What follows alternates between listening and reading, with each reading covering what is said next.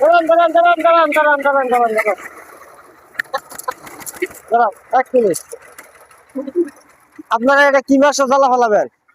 এটা জ্বালা ফেলাম মানে জ্যৈষ্ঠ মাসের শেষ দিকে। জ্যৈষ্ঠ মাসের শেষ দিকে। এটা কি বলন করা হবে? হ্যাঁ, বলন হবে।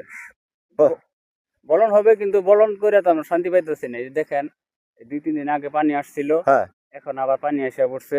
হ্যাঁ, এখন পানি এই এই এই যে পানিটা, এই পানিটা এই পানিটা না, এই পানিটা ওই যে এই যে পানিটা দেখা যায় যে, হ্যাঁ হ্যাঁ, এই পানিটা যে দেখছেন, এই যে কিছুক্ষণ আগে থেকে আসলো। হ্যাঁ হ্যাঁ হ্যাঁ। এই কারণে আমরা যে বলন ক্ষেত জ্বালা ফালামু এগুলো আলবাইতে অসুবিধা, কিন্তু সরকার তো কোনো পদক্ষেপ নিল না। পদক্ষেপ নিতেছে না। পরপরই 3বার পানি আসা বললো। হ্যাঁ, এর আগে পানি আসছিল, এই গত 2-3 দিন আগে পানি আসছিল, আবার এই যে আজকে পানি এসে পড়ছে।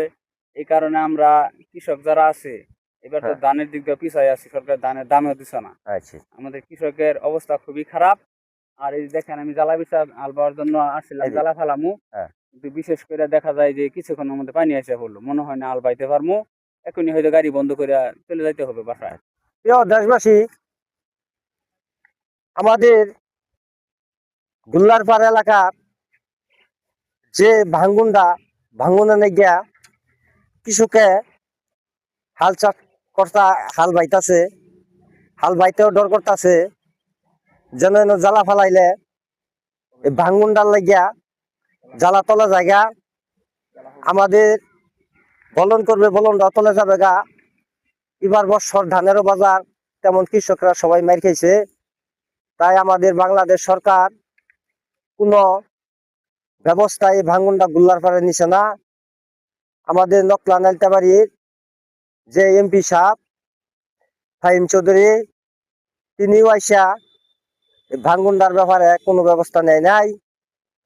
তাই আমি বাংলাদেশ সরকারের কাছে একটা দৃষ্টি দেওয়ার জন্য শেরপুর জেলা থানা নালিতাবাড়ি গ্রাম গুল্লারপাড় 8 নং ওয়ার্ডের যে ভাঙ্গুনটা ভাঙছে, কৃষকের অনেকই ক্ষতি হইতেছে, যেন একটু দৃষ্টি দেয়, এই অনুরোধ রেখে আমার ভিডিও যদি ভালো লাগে অবশ্যই বেশি বেশি করে শেয়ার করে দিবেন, যেন বাংলাদেশ সরকারের কাছে পৌঁছে, কৃষকের যেন আবাদ ফসলটা হয় আমাদের গুল্লারপাড় এলাকার।